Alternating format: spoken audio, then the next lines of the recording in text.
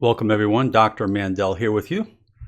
I want to say welcome, and I'm hoping that you will enjoy this program. Something that I hope that I can touch to the masses worldwide about chronic radiating pain, neck pain, all about where is it coming from, what are some things that we can do about this. This seems to get out of hand, hundreds and hundreds of emails, let's make that thousands of emails. All about this chronic neck condition. You're talking to someone who has experiences, who knows all about this, who's dug deep, has done the research because of my own conditions.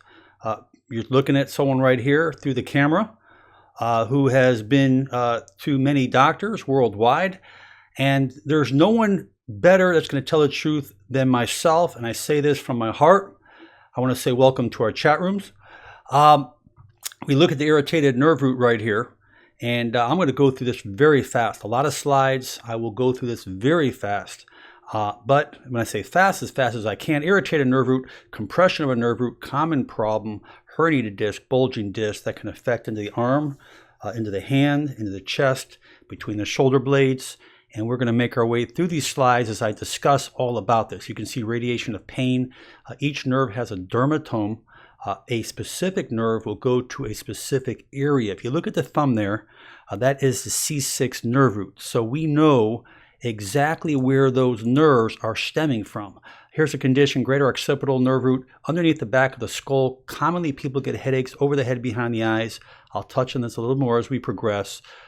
This particular condition comes over the head, behind the eyes, contracture of the upper trapezius muscles, under the skull, go over the head, behind the eyes. Chronic problems behind the eyes, above the head, dizziness, tinnitus, ringing in the ears, all stem, not say in many cases, do stem from that occipital area. So what I'm going to do with you today is I'm really going to open up and enlighten you to understand the possibilities that most physicians will not catch many of these problems that I'm going to address to you. So my objective to you today, my main objective, is to open up doors where you can see more light to help you be able to find your answers better so you can combat this quicker. That's why we're here together. If you look at slump posture, forward head posture, head being 12 pounds, every inch going forward, it's additional 10 pounds. Excessive stress, putting on the back of the neck, affecting nerve roots, that's commonly caused in the suboccipital area. Let's move right along. Here is overstretched muscles. If you look at this, this is upper cross syndrome. We get this forward head posture, tight pectoralis major muscles, and here pulling the shoulders forward. Ladies, just your breast, weight of the breast can cause those shoulders to round. That rounding forward will cause forward head posture and cause a disrelationship and excessive pulling along with stretching of the back of the trap muscles, levator scapula. It will inhibit the rhomboid muscles between the shoulder blades, causing that rounding of that shoulder. So very important, because that upper cross syndrome will lead to compensatory changes, weakness in the anterior neck flexors. That's why we teach you to do these chin tucks. Okay, check out my videos on chin tucks, or check out any other videos. Weakness of the rhomboid muscles, got to make sure you pinch those shoulder blades back together. Very, very important. So let's go on to our next one. Okay.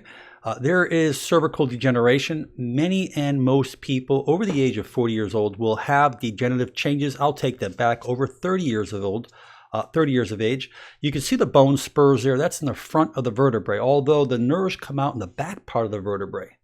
So because you have spurring, sometimes that can affect you when you swallow. Just because where you swallow is in front of that area. Basically, when you look at the narrow disc space, when that disc becomes thinner, that means the hole where the nerve comes out becomes narrower. So that is something important, and I'll show you more as we progress here. So these kind of slides are kind of neat. Here are trigger points. We notice that where the X's are, those X's, those are the trigger points that affects the other part of the pen. You notice, look all the way to the left. You see those X's in the lower part of the upper trap, up, down in here. Well, guess what? When these trigger points are active, we then start getting pain radiating into the head. Okay, look at the pain into the head, how it goes over the forehead here, over the temporal area, towards the front of the eye, and you can see the different points. Now those X's are important because I'm going to show you a little trick on things that you can do to work your own trigger points as we progress here. Here is the dangers of forward head posture. Again, you can see we're going against gravity as the head goes forward, shoulders round forward, pelvis can actually go forward. So people with anterior pelvic tilt, you're hearing from other people on the internet, do these exercises. Guess what, people? If you don't address your anterior forward head posture, you'll never, in many cases, get rid of your anterior pelvic tilt because they compensate. Everything works together. That's very important you understand that. Here is a cervical rib. People who has cervical ribs, you can see a normal first rib, a cervical rib, and that can affect the nerves that come out of that area. That cervical rib can affect the plexus, causing you to have thoracic outlet syndrome, which I'll touch on in just a second here. Here's pectoralis minor. When pectoralis minor contracts, it brings the shoulders more forward. That rounding of the shoulder, we're going to correct. I'm going to show you some stretches you can do at the end of this program here. Thoracic outlet syndrome, nerve compression, frequently overlooked by many, many, many doctors. And I mean many doctors. There are three areas it gets compressed, most commonly in the scalenus muscles. You can see those muscles coming out there. You have the group of nerves as well as the vessel making its way through. When you get that compression between the anterior middle scalenus muscle, you can start getting numbness and tingling in here, weakness in here, pain into the hair. And then, you take MRIs. Guess what? Your MRIs are not going to show this particular condition. This needs to be diagnosed. This needs to be picked up by a good physician because you could be walking around having this radiation of pain. And guess what? I'd recommend a good trigger point therapist, a massage therapist to get in there and work those scalenus muscles and kind of stretch them, elongate them, work the trigger points in there, as well as break down the myofascial area, scar tissue, adhesions. There's a lot of stuff you can do there, but you can see how it affects into the arm, into the fingers. You can read that. You can come back to that later. Okay? We talk about anterior rotation of the shoulder. Well, when you pronate your shoulders go forward. Let me try to see if I can get a little spot here. If I take this shoulder and I rotate it forward, first of all, in the glenohumeral space, right in this area, the shoulder joint becomes narrow, puts more stress on the rotator cuff, as well as the tendon that runs up in the area. So obviously that would affect the bursa. Common people who have chronic bursitis, this is coming from rotated forward shoulders. Remember, a very important thing about posture, if I stand up, my hand should be facing forward. I know it's a small camera here, but if your hands are facing like this, when they're by your side, they're not facing forward, that means that you are pronated. So make sure your hands are facing more forward. When I say more forward, not completely forward, but they do not want to face backwards because that means your shoulders are internally rotated. Okay, very important. Here is rotator cuff problems, commonly seen with rotator cuff problems that can cause referred pain into the arm. Many people will claim, I'm having problems in my neck, but guess what? Rotator cuff problems can radiate upwards and it can radiate downwards. So that's just something I want to bring out to you.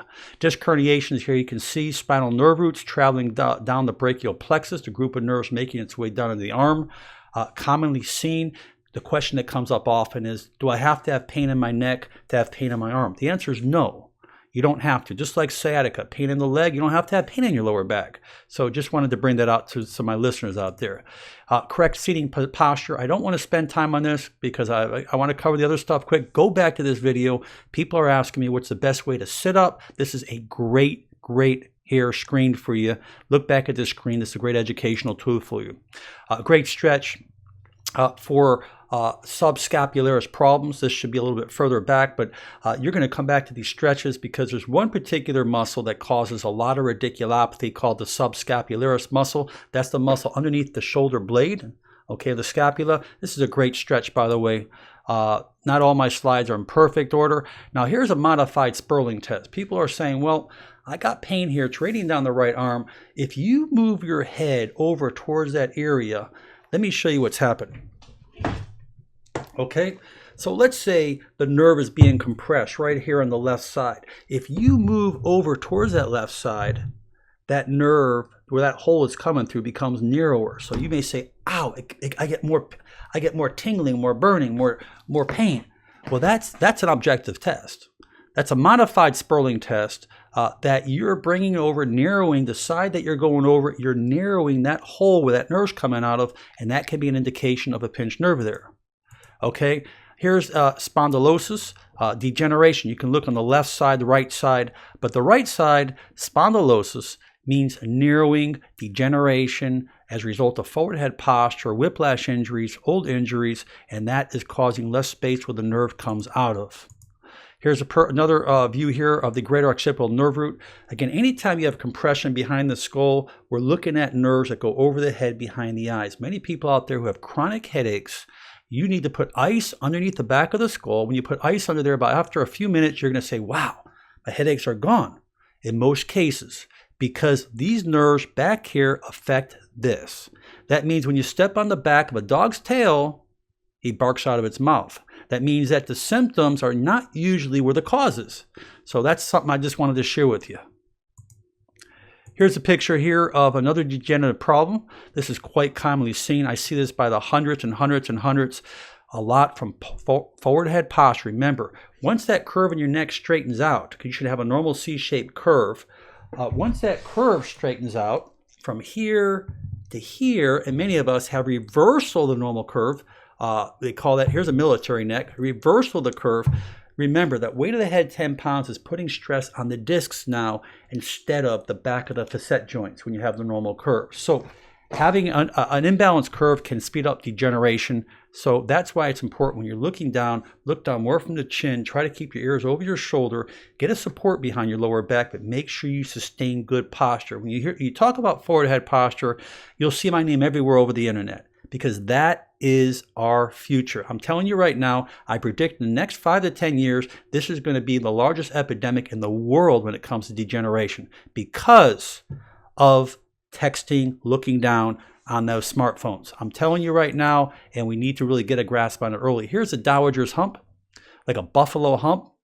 I know many people out there have this right now because of that forward head posture. This doesn't look pretty, and it will get worse if you don't take care of it, so you need to make sure you get back to good posture. Here's the other one. We talked about the one you go over to the side. Well, if someone else who lives with you, or a friend, or a loved one, or someone in your family, bring your head over to the side of the pain, have someone push down. If that pain increases down the arm, that is a positive test of a pinched nerve. It doesn't mean it's herniated disc, but that is a positive test of a pinched nerve. It's called Spurling's test, and quite commonly we do that in our practice on patients every single day, common orthopedic test, and that's something good to know. Now, another thing that comes up quite often, radicular pain. Well, I don't want to jump the gun, but what this is showing here, this is showing that the majority of our mobility, if you look up on top here, the suboccipital spine, because many people have suboccipital headaches, they have occipital neuralgia, which is pain over the head behind the eyes, radiating pain behind the skull.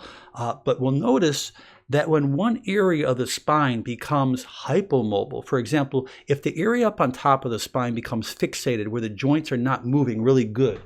Okay, let's take a look here. If the joint in here is locked, it's not moving good, guess what? Something else has to compensate. So you'll get hypermobility of another area. So a lot of times we can have a problem in the suboccipital area where it's not moving too much, and below the spine will make up for that mobility. That's why we hear the common thing that when people get surgery at a level and they do a fusion, the segments above and below always degenerate the quickest because the spine is trying to compensate for that extra movement where that one area is not moving.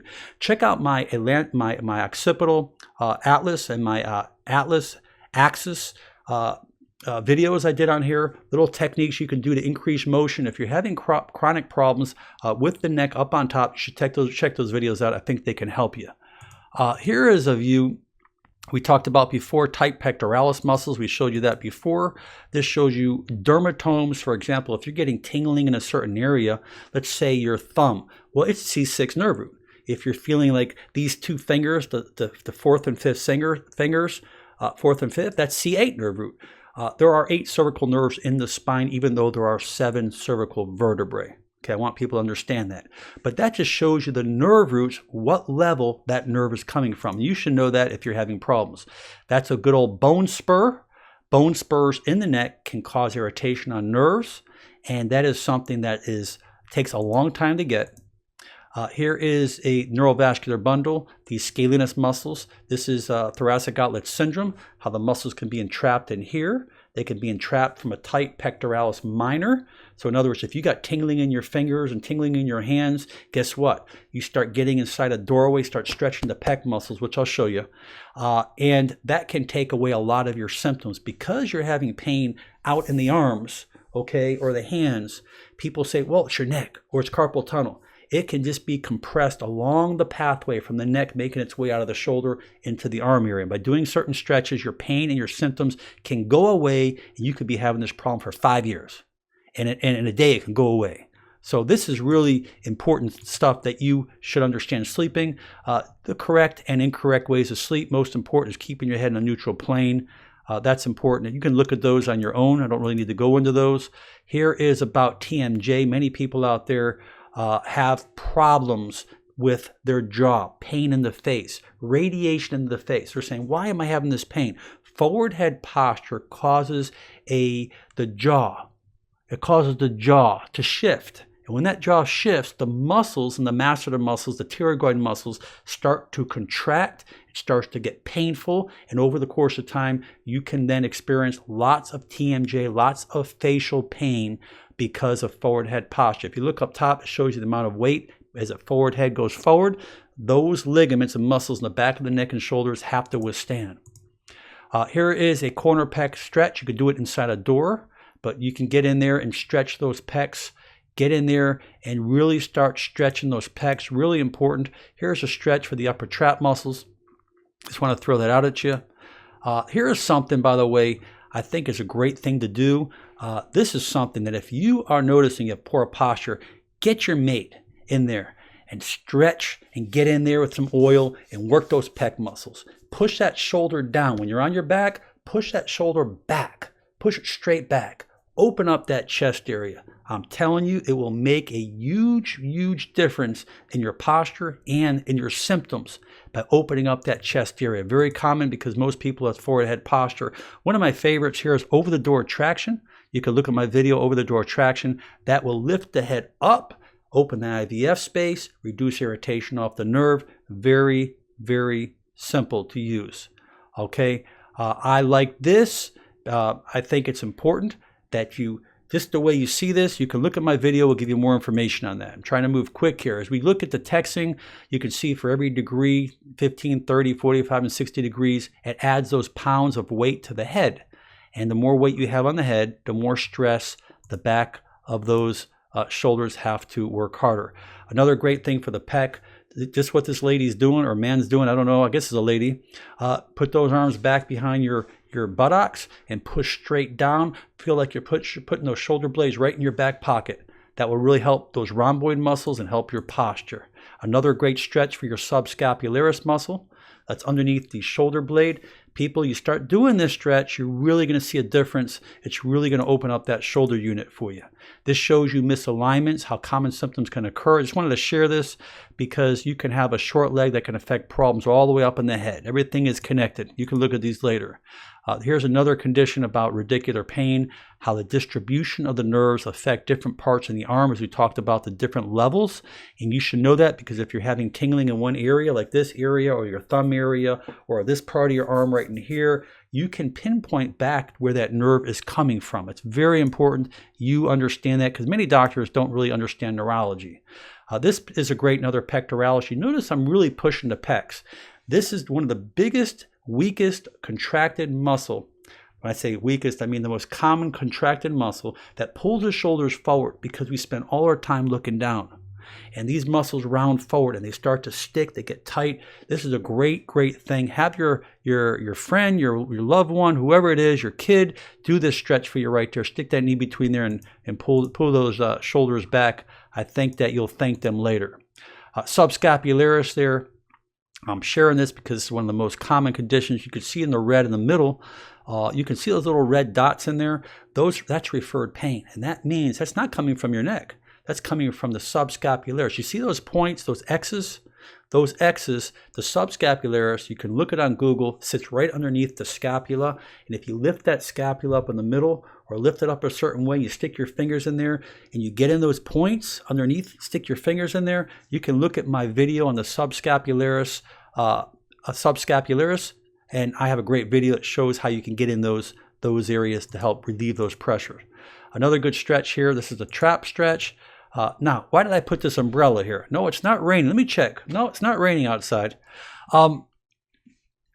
We talked about those trigger points, right? Those little X's you see there. Well, there's another thing called a Hurricane. There's different little devices they have to help get in there on those trigger points and work those trigger points. Well, I did a video about the umbrella trick.